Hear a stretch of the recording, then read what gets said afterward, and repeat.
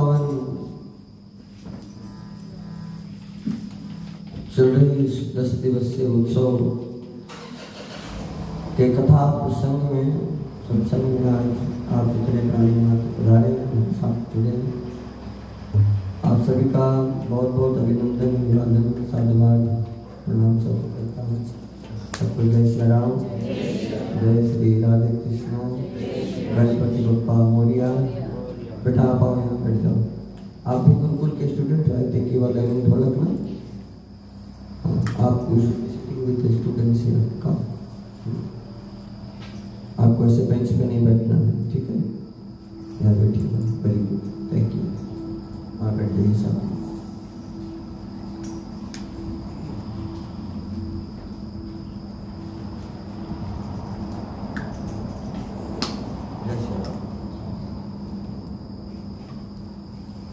तो आइए, हमारा ये कथा का संगम फिर से जुड़ा है और बहुत सुख मिल रहा है। दिन भर कितना थक जाता हूँ काम करके, लेकिन शाम को जब यहाँ बैठता हूँ तो सुख हो जाता है। काम में जो थकाई रहती है दिन भर की, वो यहाँ आकर के सब मिट जाता है। और यहाँ तो घंटों बैठ सकते हैं, घंटों बोल सकते हैं। वो ईश्वर की, वो परमात्मा का प्रताप, तो उतनी तो औकात नहीं मेरी कि मैं गा पाऊँ सब कुछ, लेकिन फिर भी जितना मैं प्रयास करता हूँ, जितना मुझसे हो सकता है मैं उतना गाऊं, उतना समझाऊं। आज हमारे काफी लोग असमंजस में पड़े हैं, काफी भ्रम में पड़े हैं, काफी भ्रांतियों में पड़े हैं, काफी परेशान घूम रहे हैं। मन में कई ऐसे प्रश्न हैं जिनका उत्तर नहीं मिल रहा है। हम किस दिशा में जाएं, हम कहां जाएं, क्या सही होगा, क्या गलत होगा। एक बात आप अच्छी तरह समझिएगा कि भजन में, भक्ति में ना तो कुछ सही होता है ना कुछ गलत होता है। भक्ति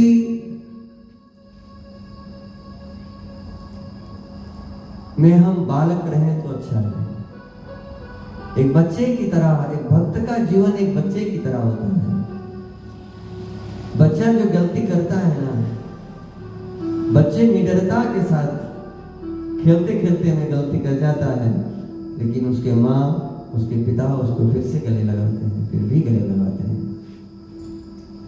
भक्ति में बालक रहे, क्योंकि भक्ति में कभी कोई पूर्णतया परिपक्व नहीं हो पाएगा।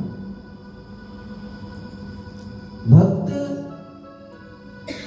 की क्वालिफिकेशन जो है उसको हम जीवन भर रगड़ मरे। जब तक ईश्वर की कृपा नहीं हो, परमात्मा के हम कृपा के पात्र ना बने, तब तक हमारी भक्ति हमें सिद्ध नहीं होती। और निरंतर भक्ति में मनराते रहते हैं। लेकिन हमारी भक्ति कैसी है? हमारी भक्ति है तो मांगने की भक्ति, हम तो मांगना चाहते हैं। हम ज्यादातर मांगना चाहते हैं कि भगवान मेरे को ये चाहिए, मुझे ये कमी है, मुझे फला है, मुझे ढका है, ये करके हम उस चक्कर में हम ज्यादा फंसे हुए हैं। और हम भक्ति को उस तरह समझते हैं। भक्ति को हम दुकान बना के बैठे हैं, भजन को हम एक दुकान बना के बैठे हैं कि भाई ये हमारा दुकान है, हम आएंगे और यहाँ हमको दुकान भी तो कहा, दुकान में तो खरीदी जाती है। हाँ, थोड़ा खरीदते हैं लोग, लाते हैं, पैसे उसे चढ़ाते हैं और सब। लेकिन भक्ति का सही अर्थ जो है ना साहब, भक्ति व्यक्ति के जीवन को बदल देता है। एक भक्त के जीवन में, अभी आम आदमी को सुख के लिए धन दौलत, वैभव, अच्छा घर, ये सब चाहिए, लेकिन भक्त को जो है सो उसमें आनंद करता है, सुख करता है। तो भक्ति में सदा बालक रहे। जब कर्म करने की जरूरत पड़ जाए ना, तो कर्म में जवान रहे सदा। उम्र कुछ भी हो आपका, कर्म में निरंतर युवान रहे, बलवान रहे, और ज्ञान में सदा वृद्ध रहे। एक वृद्धा आदमी, एक बूढ़ा आदमी जितना गहराई से सोचता है, ज्ञान में वृद्ध रहे, भक्ति में बालक रहे, और कर्म में जवान रहे। ये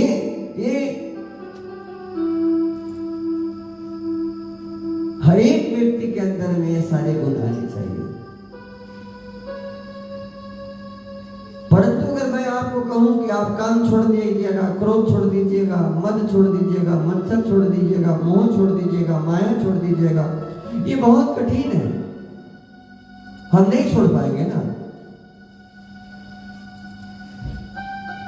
कोई भी व्यक्ति संसार में हुआ नहीं है जो छोड़ पाएगा।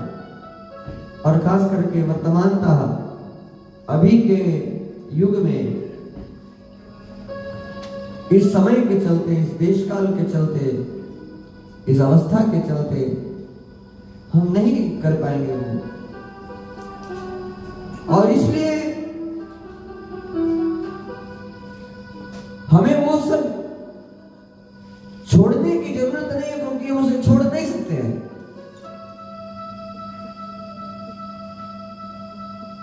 परंतु अगर हम भजन करेंगे, भक्ति करेंगे, तो आप पाओगे कि वो सब अपने आप धीरे धीरे जाएंगे। वो आप अपने आप धीरे धीरे आपसे धीरे धीरे छूट रहा है, आप उन बंधनों से परे होकर होते हुए जा रहे हो। एक समय था जब मैं मौत से बहुत डरता था, मुझे बहुत डर लगता था, घर में किसी के मौत से डर लगता था, अपने खुद की मौत से मुझे बहुत डर लगता था, मैं बहुत डरता था मौत से। परंतु धीरे धीरे करके जब उसका यथार्थ में पा पाया, तब अब मुझे डर नहीं है। मैं तो हर दिन ऐसे जीता हूं कि ये मेरा आखिरी दिन है, मेरा माला मेरे हाथ में रहे और मैं भगवान का भजन करते करते और चला जाऊं। इसलिए मेरे भाई बहन, हर दिन ऐसे जिए कि यही दिन तुम्हारा जीने का आखिरी दिन है। ये तो क्या भरोसा है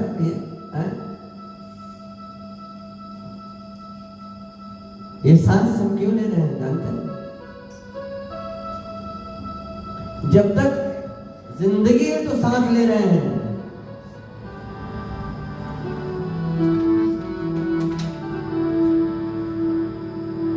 हम सांस ले रहे हैं जान के बदौलत। ये जिंदगी ना हो तो हम सांस लेंगे। हम सांस ले रहे हैं जान के बदौलत। और जान कैसे है? और जान जिसमें है राम के बदौलत। हम सांस ले रहे हैं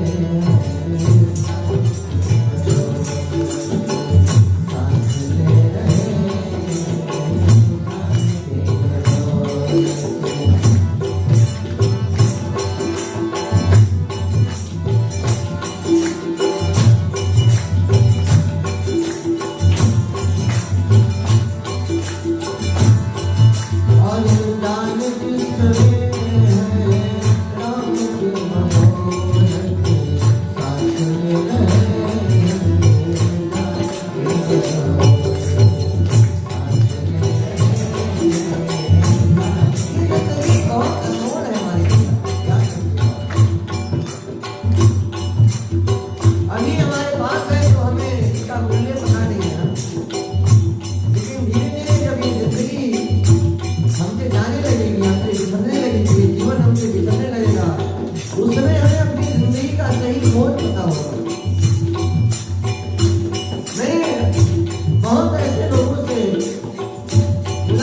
होती है,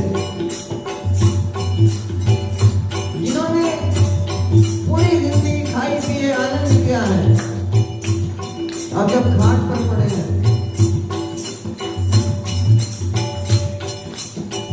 सोच रहे हैं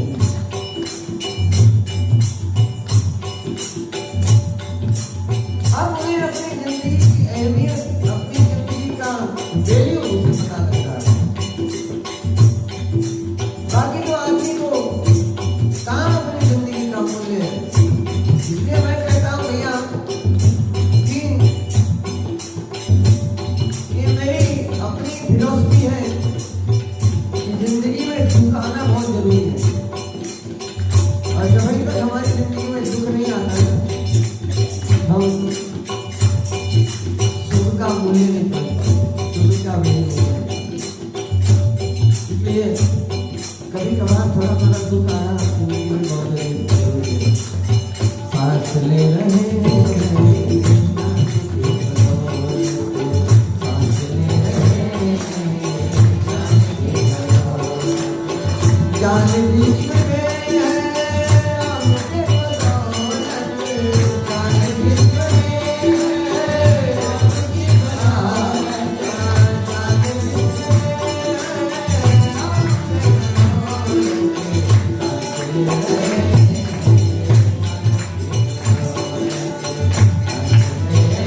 बदौलत।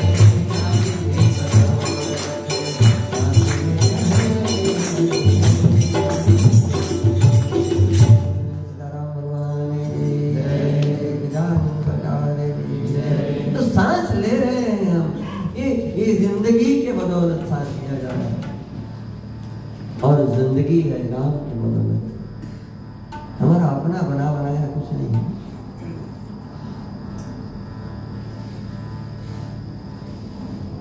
ये हम कब कहां से कहां जा सकते हैं ये कोई नहीं जानता है। प्रतापी हरिश्चंद्र राजा, जिनकी महिमा पूरी दुनिया में विदित, अरे कौन उनको नहीं जानता।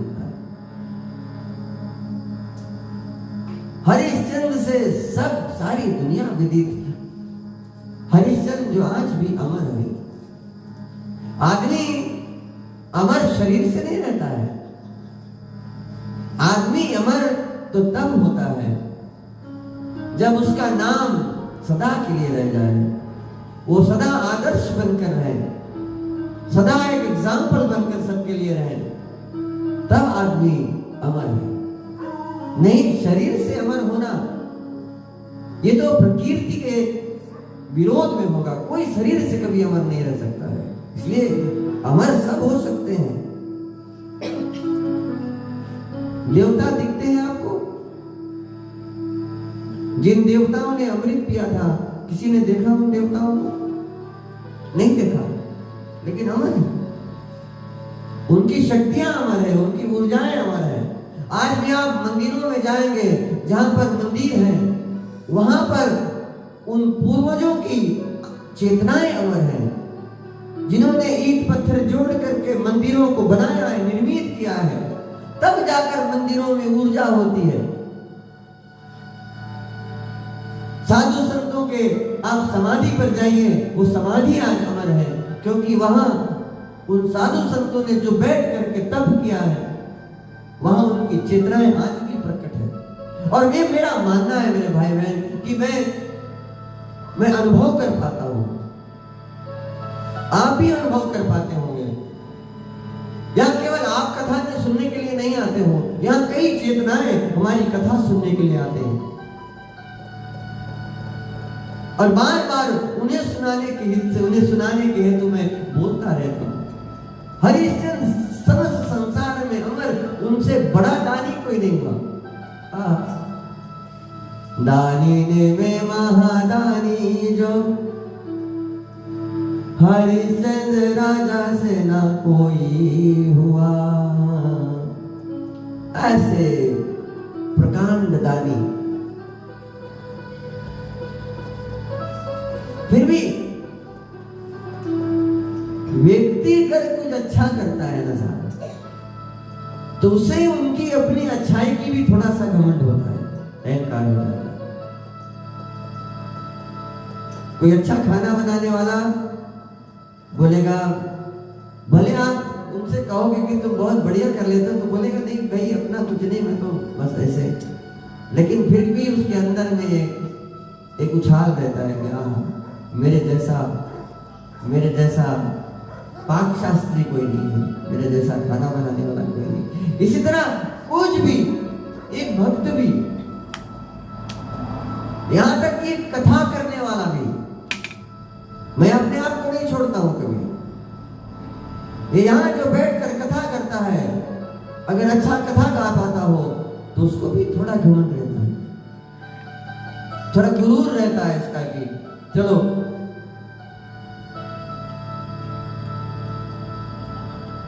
अच्छा बजाने वाले को भी घमंड रहता है।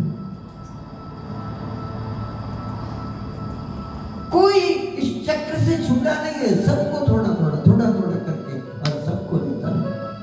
लेकिन जब ईश्वर की कृपा आती है तो कोई घमंड, कोई अहंकार जीवन में नहीं बचता है। सरलता आती है, वो सहजता आती है, और अंतत्व गत्वा भक्ति का अंतिम चरण ही है सरल होना, सिंपल होना। नवमो सरल सब सन छल ही ना, मम भरोस ही हर्ष। भक्ति तुमको भगवान बनने के लिए नहीं बोलती है, भक्ति तुमको घर बार छोड़ करके साधु बनने के लिए नहीं बोलती है, भक्ति तुमको ऋषि मुनि बनने के लिए नहीं बोलती है। भक्ति तुमको एक सरल व्यक्ति बनाना चाहती है, और जो भक्ति करता है सरल बन जाता है।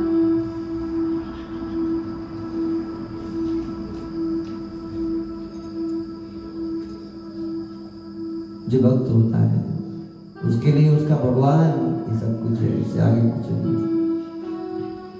हरिश्चंद्र बहुत बड़े दानी थे, परंतु उन्हें अपने दानत्व पर थोड़ा सा घमंड हुआ एक दिन, जब इंद्र की सभा में उसकी चर्चा चली थी। इंद्र की सभा में हरिश्चंद्र की चर्चा चली। अभी कल आपका नाम पार्लियामेंट में लिया जाए कि भैया इन जैसा व्यक्ति इस देश में नहीं है, तो थोड़ा सा आएगा ना। कौन आदमी होगा इसमें नहीं आएगा, सब में आएगा ना। पार्लियामेंट में हमारे देश के प्रधानमंत्री बोले कि देश जैसा संसार में कोई नहीं है, फिजी में कोई नहीं है, या किसी को भी ले ले आप, कोई भी नाम ले ले आप, इन जैसा कोई नहीं है, तो उस व्यक्ति को थोड़ा सा भाव लगेगा कि देखो यार। तो इंद्र की सभा में जिस दिन हरिश्चंद्र को इस तरह से सराहा गया, वहां उनके गुरु वशिष्ठ भी बैठे थे। एक गुरु के लिए सबसे बड़ा चीज यह है कि गुरु अपने शिष्य का गुरु हटाकर उसका गुरु अपने आप रख लेता है। इसलिए हर गुरु को अपने शिष्य पर गुरु होता है। मुझे गुरु नहीं लगता।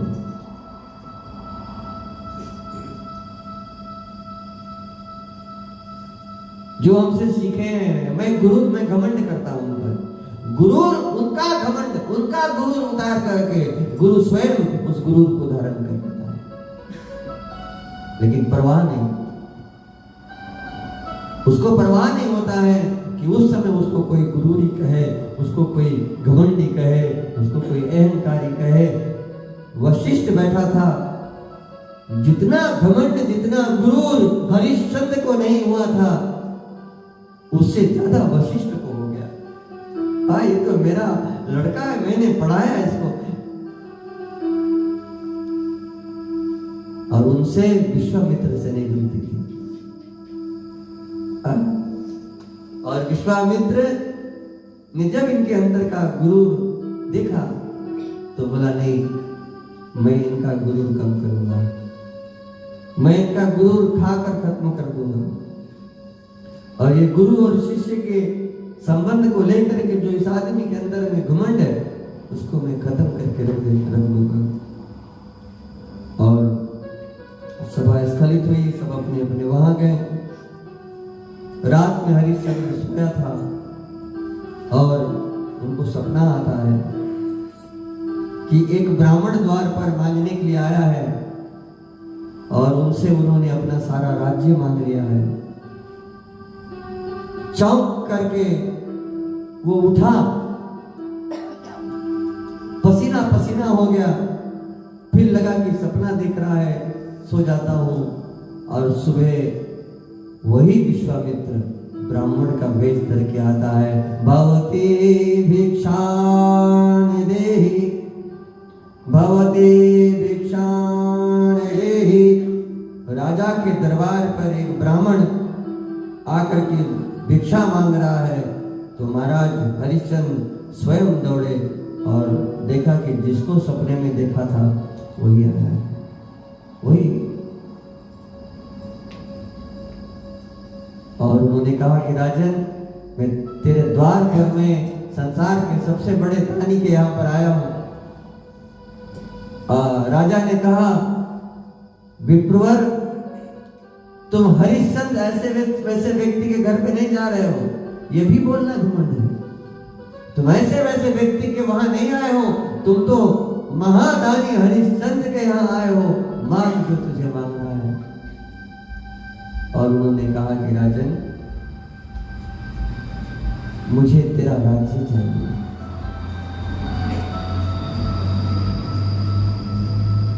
जिस चीज से हमारा घमंड जुड़ा रहता है वो अगर हमसे छिन जाए तो व्यक्ति का घमंड खत्म हो जाता है। जिस दिन रावण का लंका जला था, उस दिन से रावण बंदर जैसे दिखने वाले हर एक से डरने लग गए। रावण तो क्या, लंका के पूरे लोग डरने लग गए थे। अंगद जब गया, अंगद ने लंका नहीं जलाई थी, लेकिन अंगद भी हनुमान जैसे दिखते थे, बानर जैसे दिखते थे। तो जैसे लंका में वो प्रवेश करता है, हाहाकार भयो नगर मझारी, कभी जिन लंका जारी। हाहाकार मच गया, सब बोल रहे भागो भागो, वही बानर आया है जो लंका जला करके गया था। उस दिन से सब डरने लग गए थे। इन्होंने मांगा, हरिश्चंद्र ने अपनी पत्नी को बुलाया, दान करें तो सत्कर्म करें तो आपका परिवार साथ में हो तो उसका ज्यादा फल। पत्नी को बुलाया, अपना बेटा रोहित को भी बुलाया। तारामती पत्नी का नाम था, जिसका मन तारे जैसा हो, टिमटिमाता सुंदर। रोहित का मतलब होता है जो कुल को तार दे, कुल का तरन तार कर दे, वो रोहित। जो अपने जान तक का बलिदान करके अपने कुल का उद्धार कर दे, वो रोहित। वो आया और आकर के खड़ा हुआ। तीनों ने हाथ में जल लिया, संकल्प पढ़ा गया और संकल्प पढ़ के इन्होंने जब अपना सारा राज्य दे दिया तो विश्वामित्र जो ब्राह्मण बन के आया था, उन्होंने कहा कि तुमने दान तो दे दिया है लेकिन दक्षिणा नहीं दी है। शायद उसी टाइम से सीधा पर थोड़ा पैसा रखने का मन है, अभी तो बिजनेस हो गया।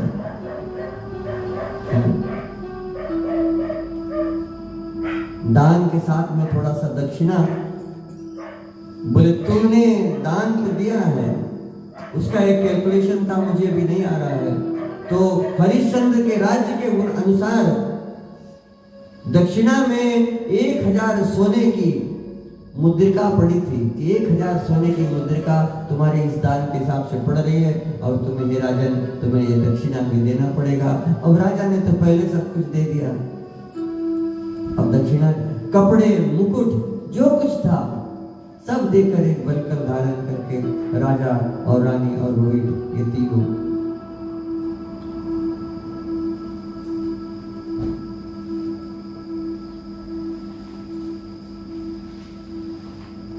हरिश्चंद्र ने कहा कि बाबा अभी तो मुझे क्षमा करें, मेरे पास आप देख रहे हैं कुछ नहीं है, मैं कहां से लाऊं दक्षिणा, मैं कहां से ला करके तुमको दूं, और मैं मजूरी करूंगा, मैं कुछ करूंगा, मैं वो दक्षिणा ला करके तुम्हें जरूर दूंगा। ये हरिश्चंद्र का वचन है, मैंने कभी अपना वचन टाला नहीं है। जो ऐसा कहता है ये भी अहंकार है। आप तो जानते हैं ना महाराज कि मैंने जो वचन किसी को दिया है उस वचन से मैं कभी पीछे नहीं हटा हूं, मैं अपने वचन पर अटल रहूंगा। और तीनों लोग काशी की ओर बढ़ने लगते हैं। काशी पहुंचे, रास्ते में बहुत दुख झेलना पड़ा, बहुत तकलीफें उनकी जिंदगी में आई, लेकिन उतनी दुख की स्थिति में भी उन्होंने आगे बढ़ने से नहीं रुके, आगे बढ़ते रहे और बढ़ना ही जिंदगी का काम था। जिस दिन हम इस जिंदगी को ठहरा देते हैं और मन मार करके बैठ जाते हैं कि भाई अब सब खत्म हो गया है, तो उसी दिन से हमारी क्षति प्रारंभ हो जाती है, बड़े चले जा रहे हैं। काशी पहुंचे तो विश्वामित्र फिर प्रकट हुआ, बोले तुमने जो वादा किया था, तुमने जो वचन दिया था, उस वचन से तुम फिर मुकर गए हो। कहां है तुम्हारे 1000 मुद्राएं? तो हरिश्चंद्र की पत्नी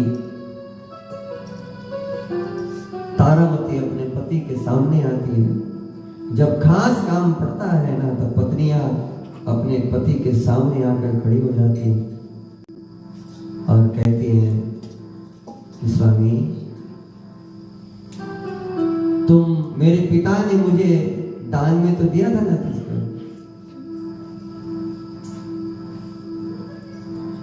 मैं तेरे लिए बिकने को तैयार हूं, तू मुझे बेच दे आज, और बेच करके 100 मुद्राएं ले ले, 1000 मुद्राएं ले ले और इनको दान कर दे। हमारे महाराज हरिश्चंद्र बिलख कर रोने लगे। अरे तारामती, तू क्या कहती है?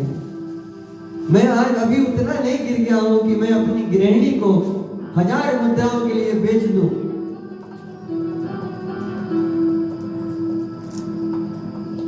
तारा ने कहा कि स्वामी, हम सदा महलों में रहे हैं, तुमने जीवन भर हमें सुख दिया है, हम जीवन भर सुखी रहे हैं। प्रारब्ध जो चाहता है वही करे, और वो स्वयं चौराहे पर जाकर खड़ी हो जाती है। चौराहे पर एक स्थान था ऊंचा सा, वहां पर खड़ी होकर के और पुकारती है कि किसी को गुलाम चाहिए, किसी को गुलाम चाहिए, ले जाओ, किसी को गुलाम चाहिए। और कई सेठ आए और वहां पर बोली लगाते हैं, रचा है सृष्टि को जिस प्रभु ने, वही सृष्टि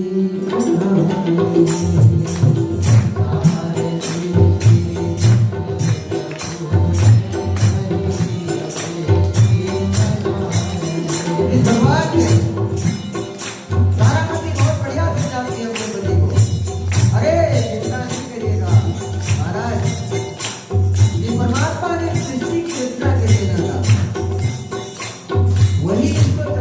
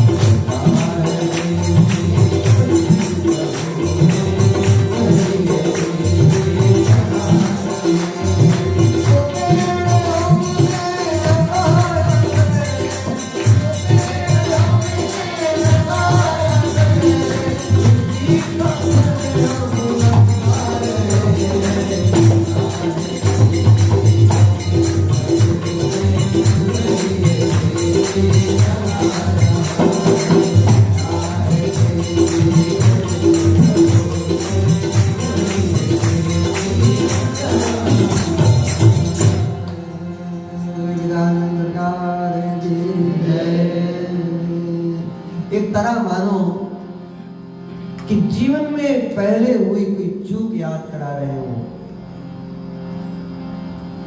कि जो पेड़ हमने लगाया पहले, पिछले किए कर्मों का फल भाई। उस दिन मैंने कहा था ना कि जैसे गाय का बछड़ा अपनी मां को लाखों गायों की संख्या में ढूंढ लेता, उसी तरह आदमी का किया कर्म उसको ढूंढ लेता है। हरिश्चंद्र के राज्य में एक कुम्हार रहता था। कुम्हार क्या बोलेंगे उसको, जो मिट्टी का बर्तन बनाता है, वो कुम्हार। और उस कुम्हार, वो कुम्हार जो अपने बर्तन बनाकर आग पर सेकता था, तो उसके बर्तन पकते नहीं थे। तो एक साधु आया और उनसे कहा कि मैं तुझे उपाय बताता हूं, तुम इसके इस अपने बर्तन में, अपने गागर में एक नवजात बच्चे को रखकर आग में तपाओ तो तुम्हारा ये घड़ा पक जाएगा। और कुम्हार ने ऐसा किया, लेकिन भगवान बहुत कारसाज है, उनका घड़ा फिर भी ना पका और बच्चा भी बच गया। लेकिन हरिश्चंद्र कहां फिसले? हरिश्चंद्र एक बार जीवन में नीति से फिसले, एथिक्स से फिसले। उन्होंने उस बहुरूपीय ब्राह्मण को सजा नहीं दिया यह मान करके कि वो ब्राह्मण है, वो पंडित है। जबकि एक सत्पुरुष जो होता है, एक श्रेष्ठ पुरुष जो होता है साहब, वो सही बताता है। रामायण में एक बात आती है कि जेहि दरबार नीति नहीं भाई, कुल मंडली जुड़ी पाई। जेहि दरबार नीति नहीं भाई, कुल मंडली जुड़ी पाई। जिस दरबार में, जिस राज में, जिस सभा में, जिस संस्था में, जिस घर में, नीति नहीं होती है, एथिक्स नहीं होता है, या न्याय नहीं होती है, वहां दुष्टता, दुराचारिता पैदा होता है, दूसरों की मंडली पैदा होती है।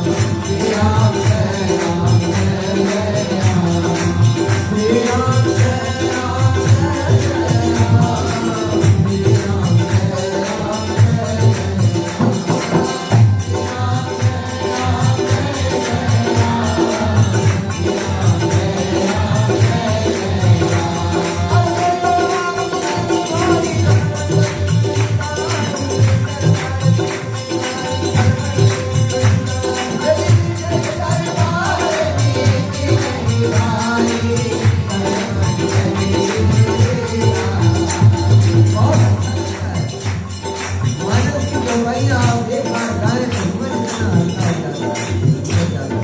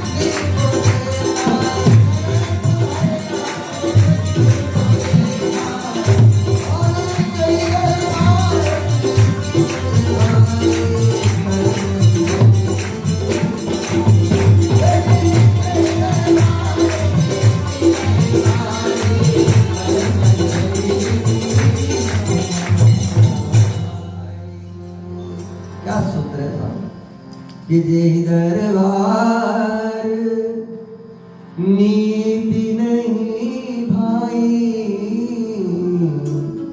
जे दरबार नीति नहीं भाई, खल मंडली जुड़ी ताई। वहाँ दुष्टों की मंडली ऐसे बनती है साहब, जिस दरबार में, जिस राज्य में, जिस सभा में, जिस संस्था में, जिस घर में, जिस समाज में, जिस राष्ट्र में, जिस व्यक्ति में नीति नहीं होती है साहब। ये जो आज एथिक्स की पढ़ाई होती है यूनिवर्सिटी में, एक पूरा यूनिट होता है, एथिक्स सिखाते हैं इसमें। अरे एथिक्स हिंदुओं को तो जन्मजात सिद्ध होना चाहिए साहब। हमने संसार को नीति दी है, हमने संसार को नागरिकता सिखाया है, मनुष्यता सिखाया है। हिंद की घाटियों की आप इतिहास पढ़ के देखिएगा कि 1100s में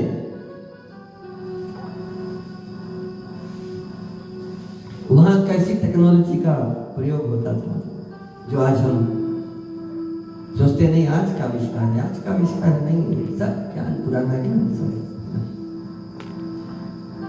जय दरबार नीति नहीं भाई, खल मंडली जुड़ी ताई। एक बार राजा अपनी नीति से जो हटा, आज उसे अपना राजपाट सब खत्म करके और राजपाट छोड़ करके, यहां तक कि इतना हो गया कि उसकी राजरानी, जिसको लोग देखने के लिए तरसते थे, उसकी बोली लगाई जा रही है। लोग बोली लगा रहे हैं उसकी। और एक साहब खरीद कर ले गए और जाने लगे तो वो 5 बरस का रोहित ऐसे बिलख कर रोने लगा अपनी मां से बिछड़कर। बार बार तारामती पीछे घूम करके अपने बच्चे को देखती है। रोहित चिल्लाता है, बिलखता है, माँ मुझे भी साथ ले चलो, बापू को भी साथ ले चलो, तुम अकेले कैसे जा रही हो। और तब उस सेठ को थोड़ा सा दया आता है और उसे कहता है कि ले ले, अपने बच्चे को ले ले, आज से ये भी हमारा गुलाम है। एक तो तू गुलाम है, एक तेरे साथ तेरा बच्चा भी हमारा गुलाम है। और उधर उसको लेकर चले गए। इधर हमारे हरिश्चंद्र महाराज घूमते घुमाते, जब प्रारब्ध साथ नहीं दे रहा हो साहब, समय साथ नहीं दे रहा हो, तो उस समय कोई साथ नहीं देता है। याद रखिए ये बात। जब, और याद रखिए जीवन में जब जब इस चेहरे की मुस्कानें उड़ जाए, जब जब मन संतापित हो जाए, दुखी हो जाए, तब तब ये समझिए कि तुम्हारा भगवान तुम्हारे साथ नहीं है। उस समय तुम्हें 2 कदम चलकर अपने भगवान के पास जाने की आवश्यकता है। उस समय तुम किसी के पास जाओगे, कोई मदद मिलने वाला नहीं है। मदद करने वाला होगा अगर कोई, तो वो परमात्मा स्वयं है। याद रखिएगा। और चलते चलते हरिश्चंद्र बनारस के एक शमशान पर पहुंचते हैं और वहां का जो चांडाल होता है उनसे जाकर बहुत विनय करते हैं कि कोई थोड़ा काम मुझे मिल जाए तो मैं अपनी दक्षिणा बटोर करके अपनी पत्नी को छुड़ाऊं, अपने बच्चे को छुड़ाऊं और अपना ऋण पूरा करूं। तो चांडाल के वहां वो काम कर रहा है और हर दिन काम करते करते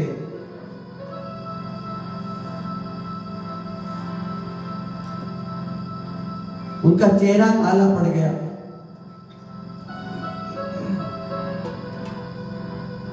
शरीर पर कोयले लग गए, कपड़े चिथड़े के चिथड़े हो गए, लेकिन पूरी निष्ठा से उस चंडाल का वो नौकर बनकर और अनेकों चिताओं को जलाता, रात रात जाग करके कई शव आते हैं और उन चिताओं को वो हरिश्चंद्र जलाता था। जो शव लेकर के आता था तो हरिश्चंद्र का काम होता था कि उनसे थोड़ा सा कर ले अपना पेट भरने के लिए, जो थोड़ा चावल दे, थोड़ा कुछ दे, ताकि हरिश्चंद्र अपना पेट भर सके। हरिश्चंद्र जो पिंड चढ़ता था ना, उस पिंड की बाटी चिता पर सेक कर खाते थे वो हरिश्चंद्र, जिनके परिवार में राम पैदा हुए।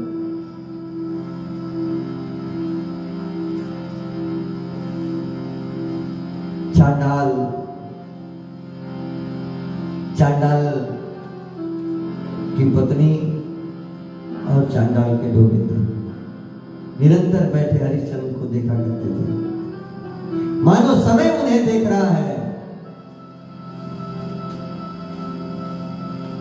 और एक रात्रि जब हरिश्चंद्र कड़ाके की सर्दी में चिता के बगल में बैठा, उसी समय एक स्त्री की रोने की आवाज सुनाई दी।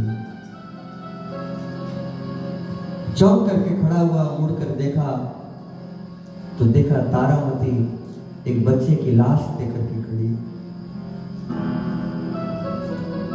थरथरा कर कलेजा कांप उठा, लेकिन हरिश्चंद्र बंधे हुए थे, कुछ नहीं बोल पाए। बोले लाइए पहले शमशान का कर दीजिएगा, शमशान का टैक्स भरिएगा, तब हम तुम्हें शव जलाने का अवसर प्रदान करेंगे। तारामती ने कहा, हे नाथ, ये तेरा लाला है जो तेरे गोद में खेलता था कभी, इसको सांप ने डस लिया है और आज मैं इसको लेकर आई हूं, तो इसे जलाने के लिए कर मांगता। एक बार चेहरा तो देख ले अपने बच्चे का, एक बार तो देख, ये तेरा अपना बेटा है, किसी खैर का नहीं है। फिर भी हरिश्चंद्र ने कहा कि नहीं, मुझे कर चाहिए, और बगैर कर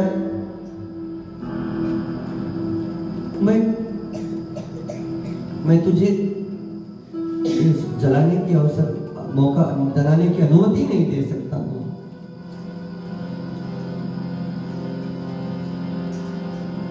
तारामती के पिछले जिंदगी का आप इतिहास पढ़ेंगे कि कई वर्ष जन्म बीते हुए कर्मों का फल ना जाने कौन जन्म में आकर के हम पर प्रार कर सकता है। वही तारामती एक बार भगवान गणेश की पूजा में बाधक बनी थी, और आज उनके जीवन में यह सब हो रहा है। अचानक उन्हें याद हुआ और उन्होंने कहा, मेरे सर पे रख ले बाबा,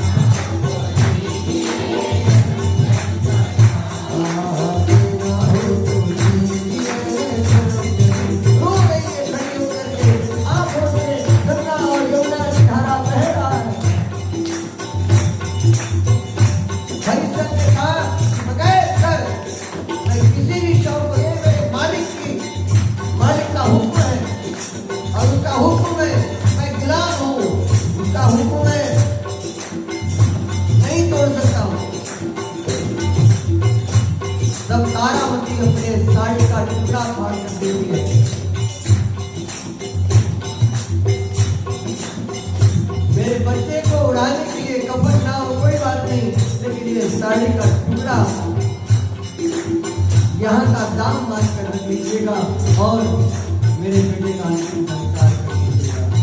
और मन में परमात्मा गणेश जीवन में कभी बाधा आती है मेरे भाई बहन, बाधा को अगर कोई शक्ति दूर करता है तो केवल गणपति दूर करते हैं। आप वर मांगते हो, भले आप अपने इष्ट से प्रार्थना करते हो, वर केवल हनुमान देता है। शक्ति आदि शक्ति देती है, धन लक्ष्मी देती है, लीजिए, सब बटे हैं और सब एक निहित परमात्मा के एक अंग है। उनकी ऊर्जाएं, उनकी शक्तियां हैं, जिन्हें अनेक रूप अनेक रंगों से मेरे दिल पर तो माना हो,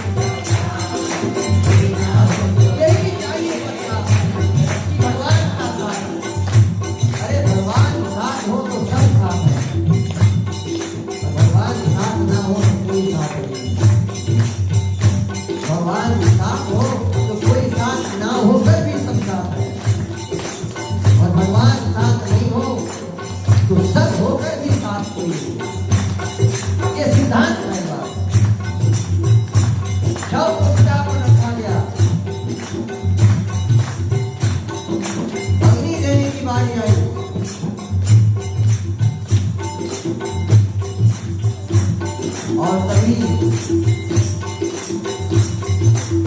जो चांडाल जिसका वो काम करता था तुरंत आकर वहां प्रकट होता है और अपने पूर्ण आकार में विस्तृत होता है, अपने आप को विस्तृत करता है। पहले यमराज के आकार में प्रकट हुआ, उसके बाद यमराज जो है वो शिव के अंश है, शिव आकार में प्रकट हुए। उनकी पत्नी पार्वती के अंश में प्रकट हुई और उनका एक बेटा गणेश के रूप में प्रकट हुआ, दूसरा कार्तिकेय के रूप में प्रकट हुआ। बहुत आनंदमय ये पूर्ण कथा है भगवान गणेश की, उनकी कृपा। बाबा बोले मैं आया हूँ तो कौन क्या डरना है? अरे ब्रह्मा विष्णु महेश नरेश सब प्रकट हो जाते हैं।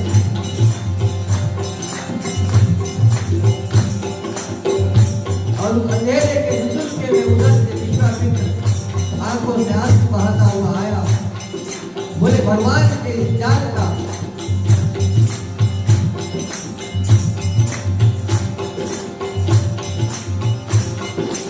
फंदा डालने वाला व्यक्ति में पड़ गया, इसके लिए मैं बनता रहूं। इन सब लीलाओं ने भगवान मेरे हाथ से करवाया। जिस दिन हे हरिश्चंद्र मैंने तेरा राज तुझसे लिया था, मेरा चलेगा काम हुआ था और तब से मैं जंगल में रहकर के प्रायश्चित करता रहा, लेकिन क्या करूं, नियति जो कराती है तो कराती है।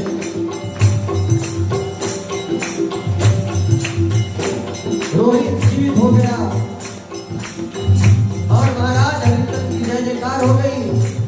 सारे देवदाता मिलकर के वो बाधा को हरने वाले गणेश जी का जय जयकार किया। बाधा मिटावन हाय गजानन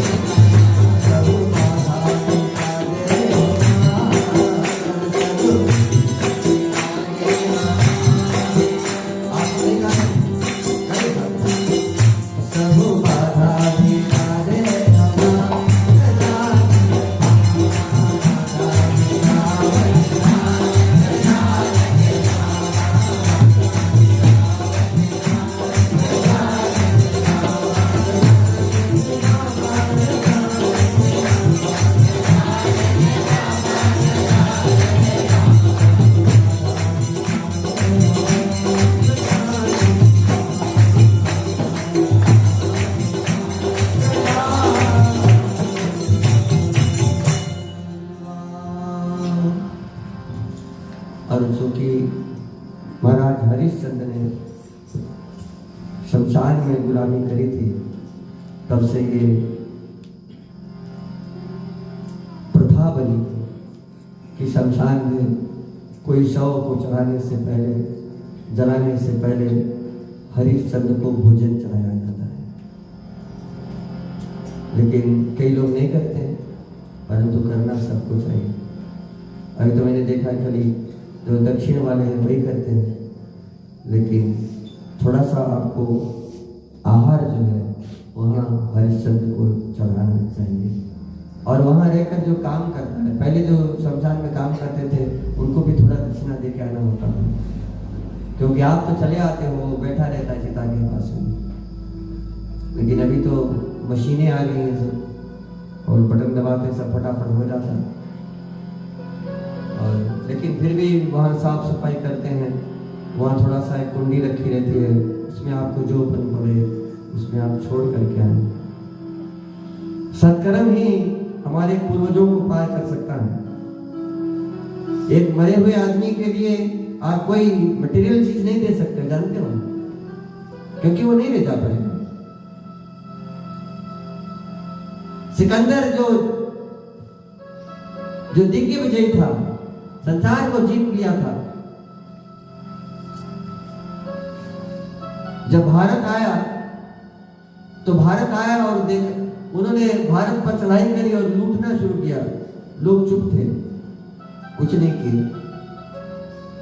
तो अपने गुरु अरस्तु से, एरिस्टोटल से पूछता है, बोले हम अजीब पागलों के देश में आ गए हैं, हम इनको लूट रहे हैं और ये ऐसा लग रहा है इनको कुछ नहीं हो रहा है। बोले आप इनकी असली संपत्ति नहीं लूट रहे हो? तो बोले क्या है इनकी असली संपत्ति? बोले इनकी असली संपत्ति इनका धर्म है। इनके धर्म ग्रंथों को हाथ लगा कर देखो, इनके मंदिरों को हाथ लगा कर देखो।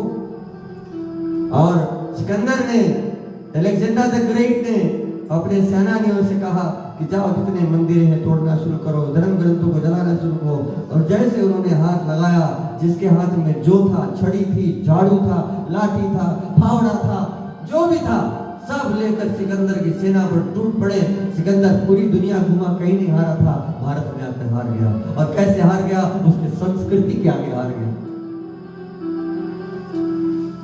बहुत रोया, शराब पिया रात भर, बहुत रोया उस दिन। और रोते रोते उन्होंने अरस्तु से कहा कि अरस्तु, जिस दिन ये सिकंदर मरे तो ताबूत से मेरे दोनों हाथों को बाहर निकाल देना, और जिन चिकित्सकों से मेरा इलाज कराया जाए उन्हीं चिकित्सकों को कहना कि आकर मेरे ताबूत को कंधा दें, उन्हीं डॉक्टरों को, ताकि लोगों को मैं ये बता सकूं कि संसार से हर व्यक्ति खाली हाथ जाने वाला है। जब ये दिग्विजयी खाली हाथ जाने वाला है, तो अरस्तु ने पूछा कि चिकित्सकों को, उन वैद्यों को क्यों कांधा देने के लिए बुलाऊं? ताकि लोग ये जान जाए कि जब उसकी मर्जी होती है तो कोई वैद्य, कोई चिकित्सक तुम्हें नहीं बचा सकता।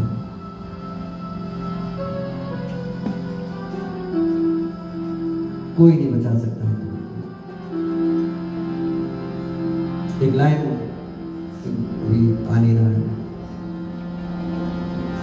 कसमें वादे प्यार वफाए, बातें हैं बातों का क्या, कसमें वादे प्यार वफाए, बातें हैं बातों का क्या, कोई किसी रात नहीं भूले, रात है रातों का क्या।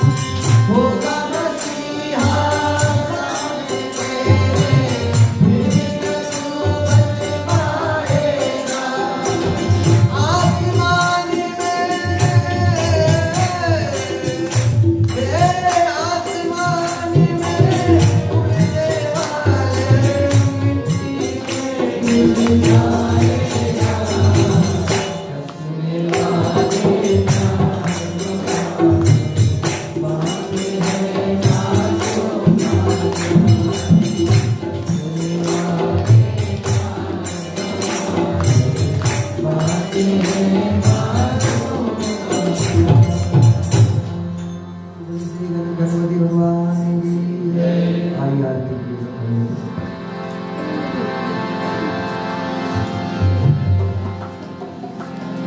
जय गणेश जय गणेश जय गणेश देवा माता